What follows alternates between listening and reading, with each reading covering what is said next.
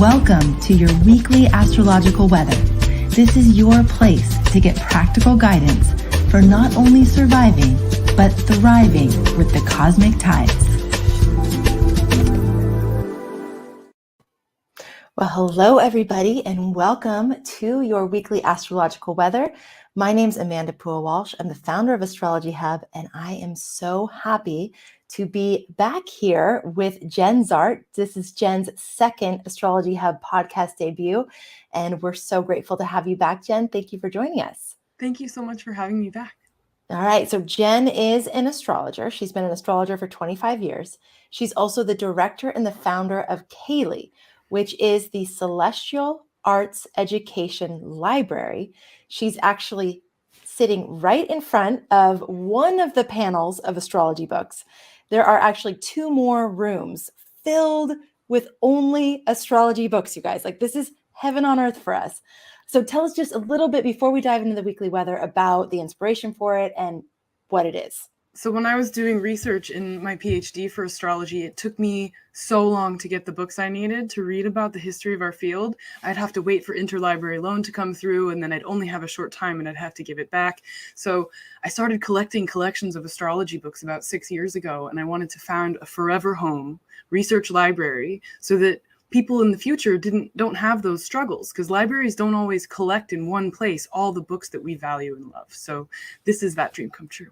Oh, goodness. It's so amazing. And I know that you're in the process of, you're in Olympia, Washington. Mm-hmm. She's encouraging astrology pilgrimages to Olympia, Washington. If you want to go and then just hang out in this library for days and days, you can do that. And they're looking for members. So if you're interested in becoming a member of the library, then you can go to her website, which is Kaylee.Institute. Yep. Yes. Yep. Kaylee.Institute, and support this amazing project, which is just a gift to this entire astrological field. So thank you for the work that you're doing. It's so amazing. Thank you. All right. So let's dive into the weather for the week ahead. So we have February 7th to the 13th. Mm-hmm. So let's start with the theme. Yeah. So the theme that comes to me when I look at the weather is press play, right? Mercury is now gaining speed after having stationed direct in last week. And so we're getting this sense of like press play. And some of the major transits that we're going to talk about today are going to emphasize that idea of it's time to go forward and onward. I've been feeling a huge influx of energy supporting that. You know, for a while there, it was feeling kind of like, I don't know, foggy, or like, you know, kind of like you're trying to move forward, but your feet are stuck in tar or something. Oh, yeah. Yeah. Venus know? retrograde plus Mercury retrograde really got things slowed down. So thick molasses, and just kind of, you know, thinking about things, but not being able to do anything about it, you know? Right. Yeah. And I definitely feel that like shift in energy. So let's start to talk about the transits of the week. Which transits should we keep our eye on this week? Okay, well, the first one, I'm going to kind of go in order because I love Monday, February 7th, when the moon conjoins Uranus. That is like sparks flying. I love a moon-Uranus conjunction because it's electrifying. It gets us out of bed, even if it's a Taurus moon. I think of Taurus moon as a yummy moon. It's a time to maybe try new food or do something very gourmet and out of the box, right? And it's a momentary transit, so it's not going to last very long. But if you know it's coming up, you can add that extra spark or jolt, and, you know, or that feeling that you get when you do press play on, I mean, I know who uses cassette tapes anymore, but that inertia that you feel when you push the button and you have that click happen and it starts to pick up the tape, you know, that's that feeling of just like, let's go, you know? So we have a yummy Taurus moon, and we have moon conjoins Uranus, which is bringing in kind of like an electric spark to that. Yes, exactly. So I think about like clearing the air, but also in a sort of grounded Taurian gourmet way, right? Like, how can we create like a level up in this situation? You know, and that sort of, because Taurus is all about textiles, textures, you know, what can we do in a way that's going to feel good? What feels the best in this moment, right? So that's Monday. We kick off the week with this sort of sparky, feel good situation, you know? And so, you know, Uranus going through Taurus has shaken up some structures, right? With Uranus and Aries up until 2018, we saw a sort of different motion, but with Taurus, it's the ground we stand on. And Uranus is there creating a bit of a buzz there, right? So the moon is going to highlight that. Okay. All right. So that's Monday. And let's move on to, are you going to go take us day by day? No, I'm not. I'm going to skip from Tuesday to Friday, because Tuesday, this is my favorite aspect of the week coming up, is on February 8th, Tuesday, the Capricorn Mars trines Uranus and Taurus. So again, we have this theme of action and moving forward. And the thing that I love about a Uranus Mars trine, whether you have it natally or it's happening in the air by transit, is this idea of risk, taking a fresh perspective. And the trine aspect is one of flow. So here we have a very sturdy, capable Mars in Capricorn, making a flowing, fresh aspect to that Uranus and Taurus. And it's giving us this sense of perhaps being able to kind of have the confidence to take that leap, coming up with the energy to say, yes, I can. And having that sort of almost frictionless action when you're in that flow state. You're throwing the ball, you've got something going down the court, that is like the feel good way that you have Uranus interacting with Mars. What would you recommend? I mean, that's making me feel like we should take advantage of this opportunity on Tuesday.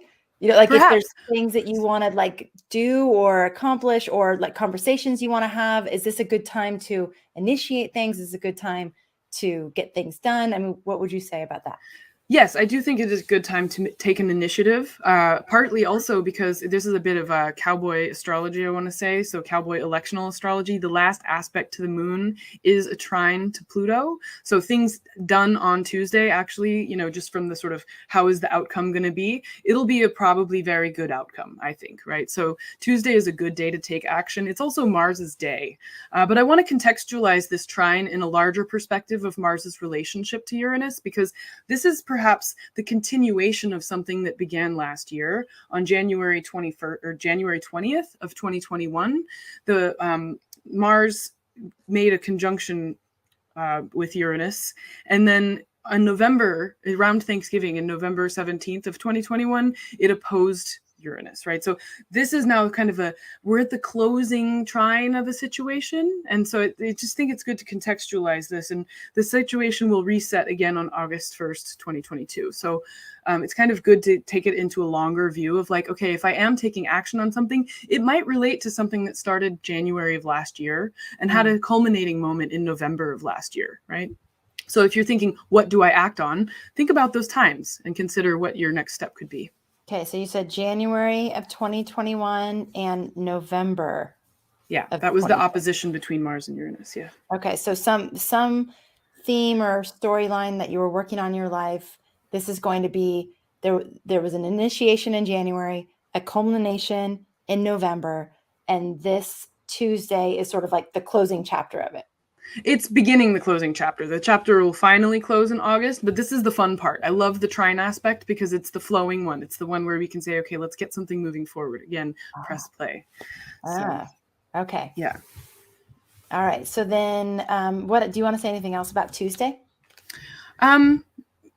Not specifically, but I think anytime we're looking at any transit, it's important to consider, if we're thinking about who is going to be affected by this most, people who have a natal relationship between Mars and Uranus, or even like Monday, a relationship between the moon and Uranus, are going to feel resonance with these transits more, right? So we can think of transits always as having a resonance with our natal chart. And so when the two planets have a relationship in our natal map, and they're making a connection in the sky, then we have a chance to actually be more ourselves in that moment and, interface with the world according to our rhythm. I may be opening up Pandora's box here, but what do you mean by natal relationship? That means if you have an aspect between Mars and Uranus in your natal chart, this transit is going to... If you have anything that is opposing or square or trine, for example, with Mars or Uranus, or conjunct with Mars or Uranus, you're going to be feeling this especially. Yes. And the feeling, depending on which aspect it is, so I don't want to get too technical, but any connection is already a resonance where it's going to be more active for you than someone sitting next to you. But if it's the matching aspect, then it's like a key in a lock. And then you have the capacity to really, truly be in, it's almost like you're welcoming the world into your flow. Okay, so if you have, because this is a trine, right? So if you also have a trine to the planet in your chart to Mars. Is that right? Am I It saying me- it right?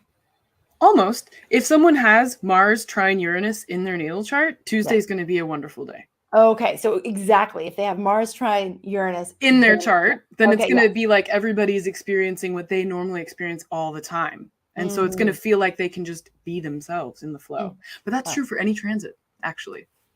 So it's another thing you can add to your reading of transits is that if it's happening in the sky and it's also in my chart, that's like a special moment for your chart, for you.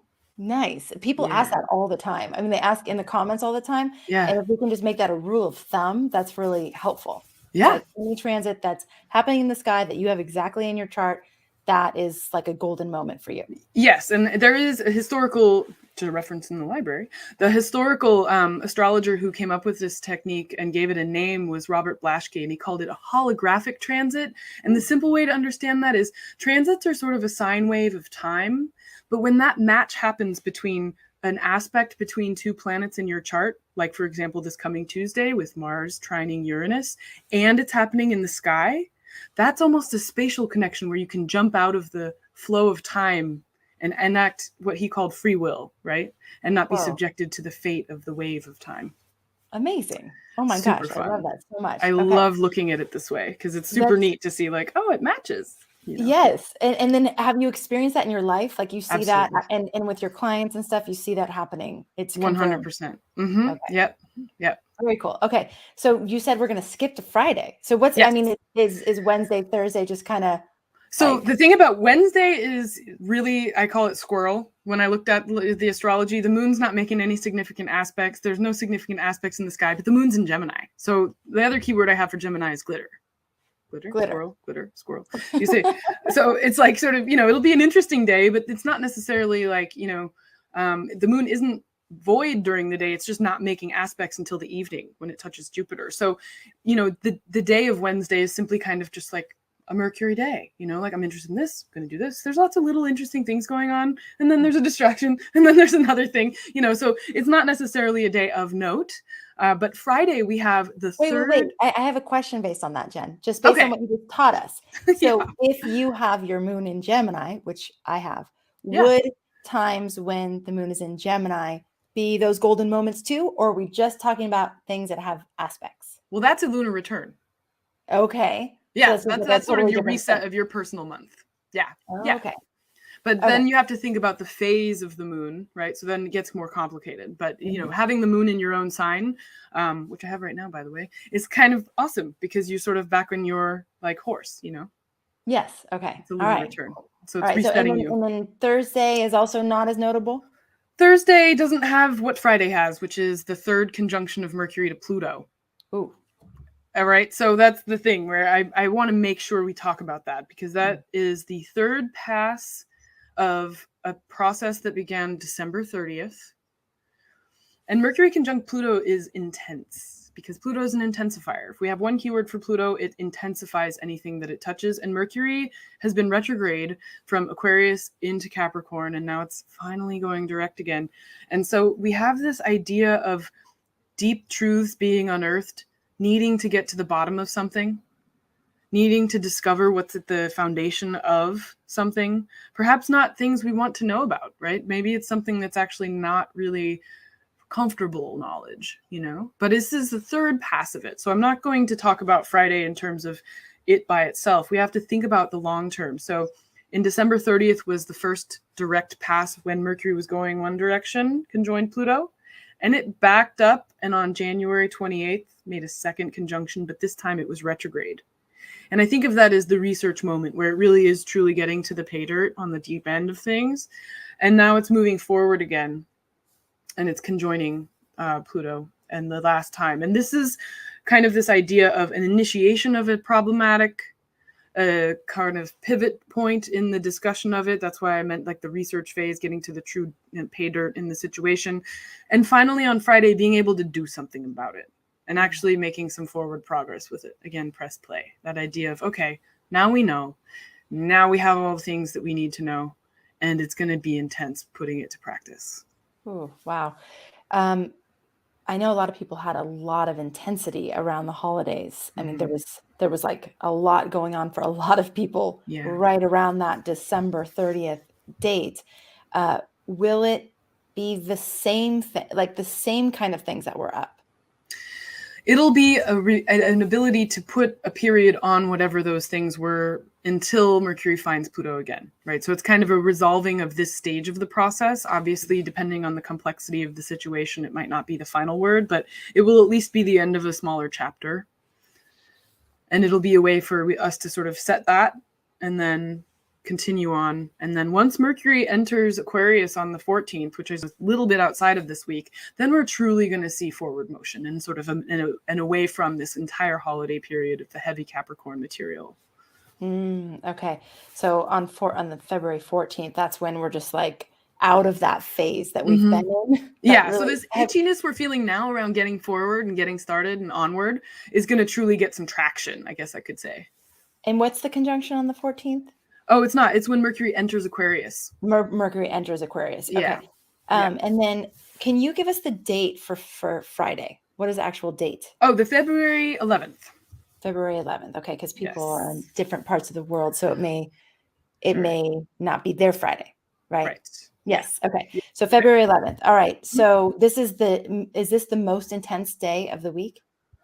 I would say it's more intense than Tuesday. Sure. Yeah. Because of that idea of the triple pass. You know, anytime a planet makes a conjunction with an outer planet 3 times, it's like emphasizing it a lot. So Mars is only trining. A trine is also a very flowy aspect. They're fun, a trine. It's a slippery transit. Sometimes you can take advantage of them, but other times they float by without you noticing what's happened, right? But a conjunction of Mercury with Pluto is truly going to be something that you can't really avoid. So it's going to be an intense day. I'm curious to hear from our community. Like, is it clear to you what the storyline that you're closing up is? Like, can you track that? So December 30th, then we have January 28th. So December 30th was the opening and like setting the stage kind of. January 28th is the research, like we're learning about it, right? Yeah. And then now we're at that closing part of it. Yeah, being able to have a resolution or make some kind of, sort of like a wrapping it up for now, right? Right. Yeah. For some, it might be a permanent wrapping up. For others, it might be a for now. You know, you can't make a final declaration. Well, and could it be a wrapping up of the sort of explosion that people felt, or like the intensity that they've felt, but now there's actually action that needs to be taken because of what happened? Well, and that's the other thing that's interesting. Mercury, when it stationed direct on the 3rd of February, now all of the planets are in direct motion until April 20th. So that emphasizes that idea of moving forward.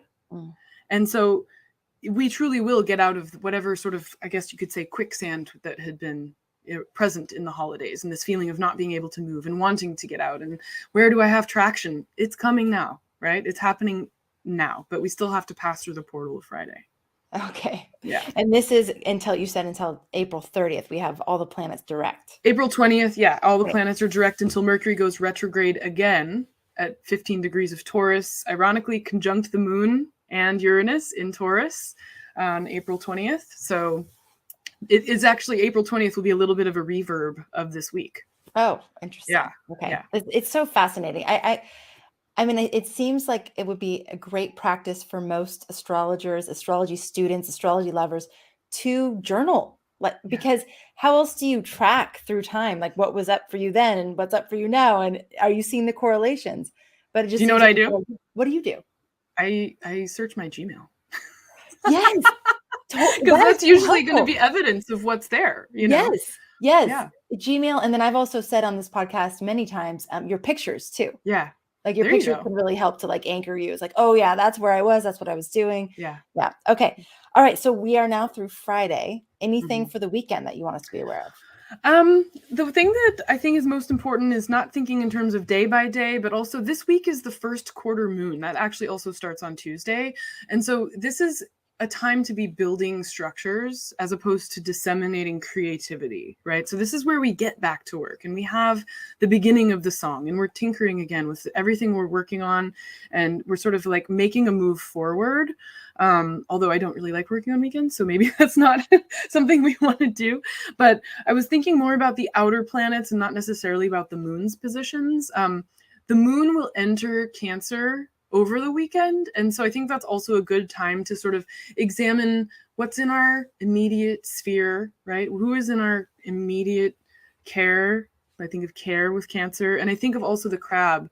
It has a very, I actually have Aquarius rising, so I think about decorator crabs. But that aside, I think about the interior being sort of gooey and loyal and very sort of protective. And then there's this shell. And it's kind of like, a good weekend question could be just to think about, what are we protecting ourselves from? What are we guarding? And what are we loyal to, right? And being just concerned with our immediate surroundings and the care that we give to those in our direct orbit. And just considering also, because Cancer is the opposition to Capricorn, and there's still many things in Capricorn, like Pluto, it's going to be a kind of like, where are we now? The other thing is the preparation for the February 22nd Pluto return of the United States, right? So that can't be ignored either. This is the waxing moon weekend leading up to this very significant anticipated transit. And so if we can take this weekend actually to kind of be in our own sphere, considering what the boundaries of our spheres are, and maybe also recognizing that we don't have to be as rigid, and that the rigidities of this pandemic lockdown over the last 2 years, depending on where we stand with certain things, like just, meditating on that shell that the Cancer moon is asking us to kind of focus on, I love the question too. Like, what are we protecting ourselves from? What are we guarding? What is worth guarding, right? Mm-hmm. What can we care for in our direct orbit? Mm-hmm. All these questions are really good. You just touched on the USA Pluto return. I'm going to put you on the spot a little bit because I didn't ask you beforehand to talk about this, but since we're in a prep week for that really significant occasion, not just, it is affecting directly the USA, but the USA affects the world. So it really affects all of our friends around the world. What's your take on the Pluto return and the significance of it? That is a very important question. And, to be honest, I feel like my coping mechanism has been not to be the astrologer answering that one, not to give you no answer, but I think it's in open to interpretation what Pluto actually signifies, given that it was discovered in 1930, right? So we have a hypothesis around all the things that it can mean. It seems to mean a breakdown in the structure and a restructuring. I'm looking more towards the Uranus cycle with the United States to see how that's actually going to play out in tangible terms for us, given the discovery of Uranus around the founding of our country. So I think that sometimes Pluto transits up the intensity, but it's not always clear what the tangible effects are yet. Right. So I think that it's a process. There's going to be 2 more passes, by the way. So February 22nd is the first one. But again, Pluto retrogrades every year. So it will be passing again on July 11th and December 28th. So I think this entire year remains to be seen around how the United States is going to restructure itself. And I think the tangible outcomes of that still have yet to be felt in society at large, right? And do you think we're still in, do you think we're in restructuring phase or we're still in breakdown phase? Still in breakdown phase. Okay. Yeah. So I think when Uranus enters Gemini, we're going to have the restructuring in a very, when does Uranus enter Gemini? 2025, I believe. It might be the end of 2024. So we're in breakdown until then. I don't want to be pessimistic, so, right. But it's hard to, when Saturn conjoined Pluto in January of 2020, we saw it. And then when Saturn conjoined Mars in March, the whole world shut down, right? Or it was Mars conjoining Saturn. But, we saw, everybody's felt this kind of stop in your tracks. And now we're kind of, okay, what do we do now that we know what we know? And in a way, when we talk about this is the week before the exact hit, it's kind of like when you're in a vehicle, a plane or a train, you're already on it. You know, there's nothing you can really do besides sit down, buckle in, you know. Yeah. There's not much else we can change at this point, you know, a week Right. before the thing happens. So, Right. Yeah. you know. Yeah. I mean, this is where this theme of getting comfortable with discomfort and also being okay not knowing. I mean, Right. these things have come up over and over because Right. it's kind of the phase we're in as we're in this like massive transition. Yeah. There isn't a lot of like real solid ground to depend on at this point. We have to depend on different things. Yeah.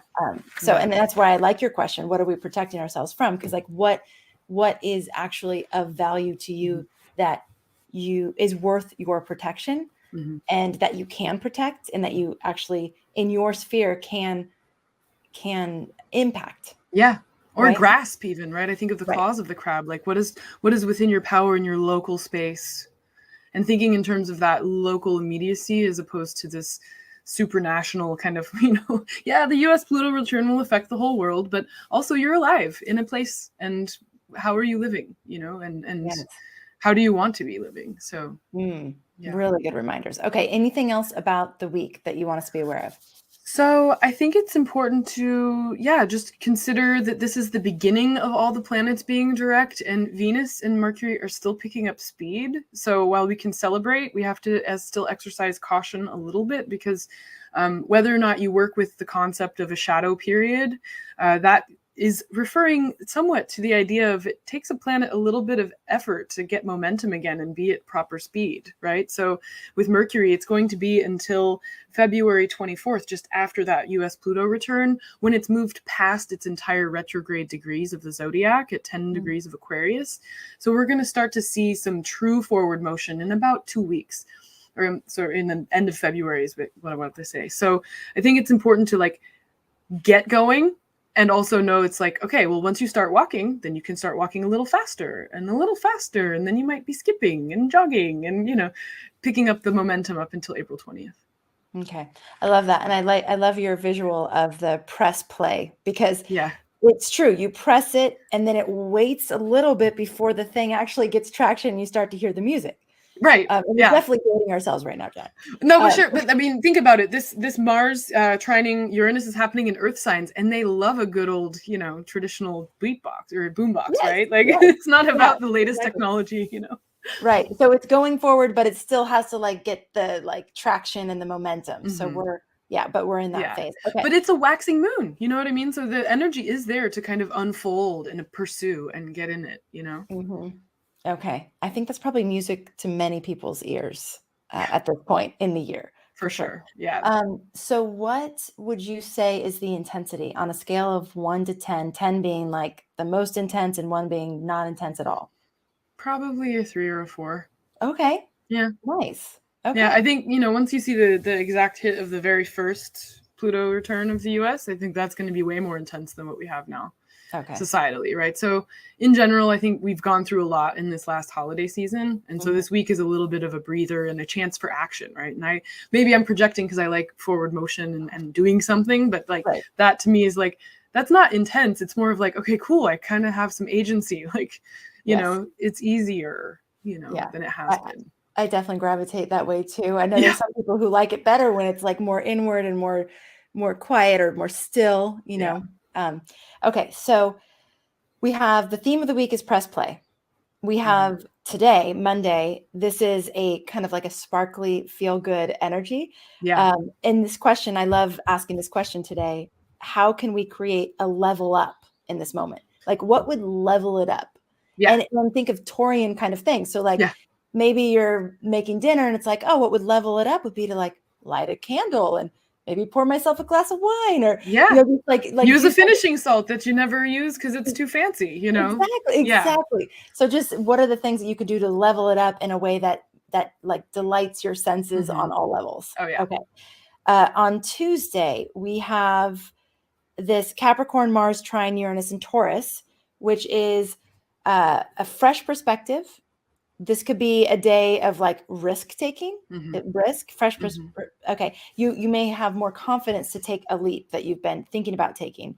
This is a day where there's a feeling of frictionless action. This will be really true if you have Mars, Trine, Uranus in your chart, right?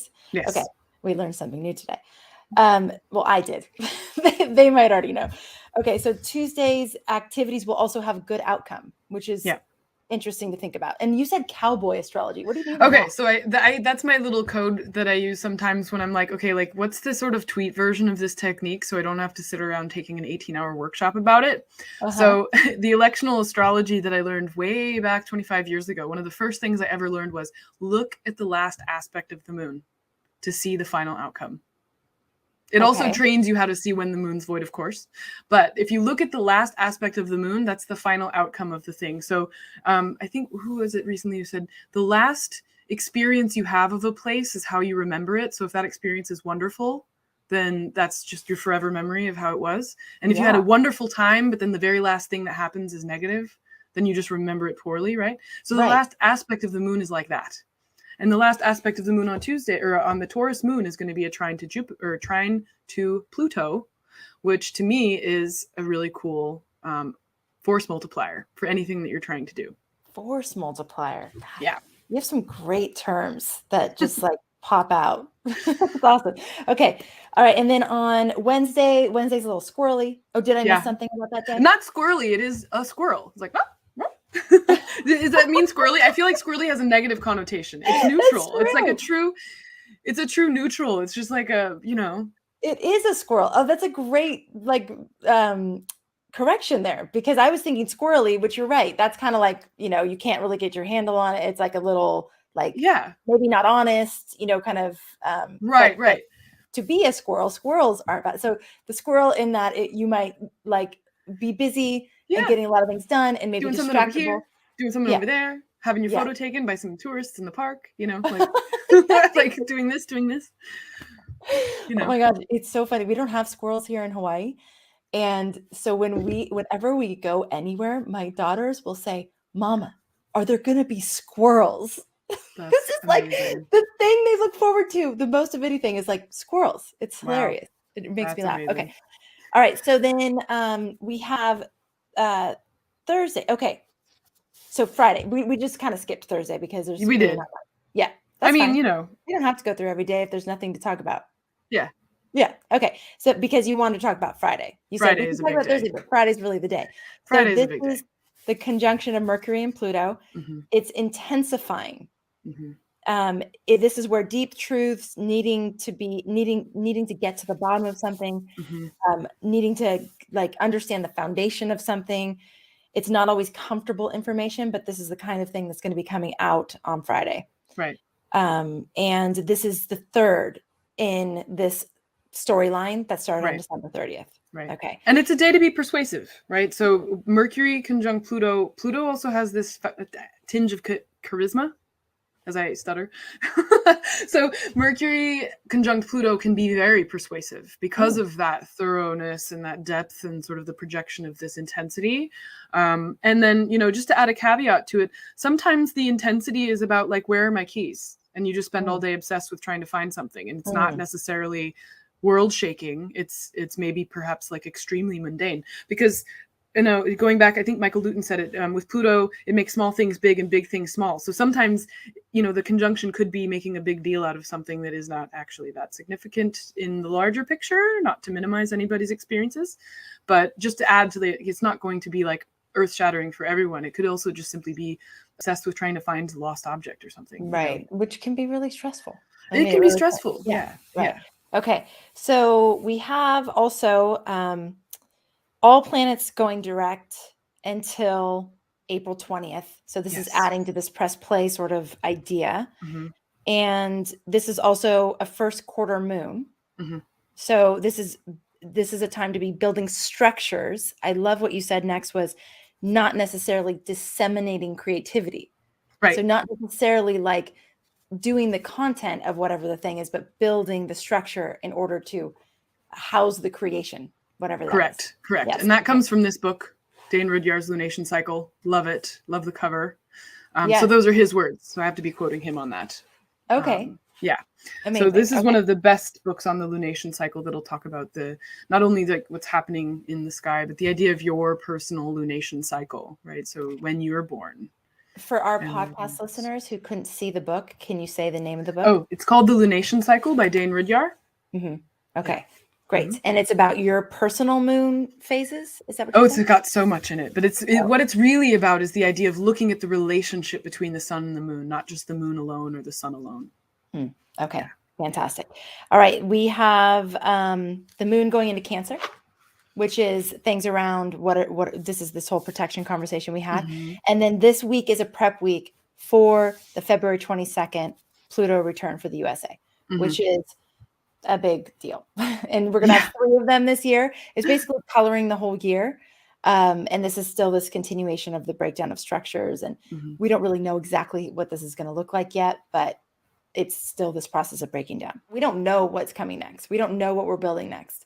But with the idea of a Pluto breakdown period, if we're working with astrology consciously and we're actually learning the lessons we need to learn and we're digging into the places we need to dig into, that it will actually be able to build something that is more supportive of life. Of the current lifestyle, of the current society, right? So, I mean, as we look at historical human cultures, different structures of societal organization apply to different timings.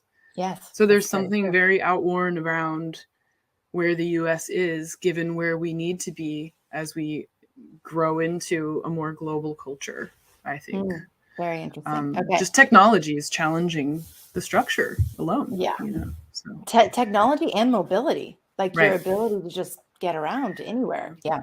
Okay. So, all right. And then true forward motion, where we're like listening to the awesome cassette tape, is going to be at the end of February. Yeah. So that is, but we're in the, like the tide. The tide has definitely turned already. Yes. Okay. Jenn, thank you so much. This has been so helpful. I feel really prepared for the week ahead. I hope all of you do too. And I want to thank you so much for being here and for just everything that you do for astrology and all those years of commitment that you've already put in to be here today, to be building this library, which is just a gift to everybody. So thank you for that. Thank you, Amanda. Yeah. And thanks to all of you for being here. Thank you for being a part of our community. So this is also a really exciting week because we are actually opening up doors for Christopher Renstrom's Cosmic Calendar course, which begins on March 3rd. But on Thursday, you are going to be officially able to register to join that class. So if you're not on the waitlist already, go to astrologyhub.com/cosmic waitlist. And actually the waitlist people are going to get access to the course a day earlier than everyone else. So make sure you get on that waitlist. Again, it's astrologyhub.com/cosmic waitlist. Okay, everybody. Thank you so much for being here for this weekly weather. Thank you for being a part of our community. And as always, thank you for making astrology a part of your life. We'll catch you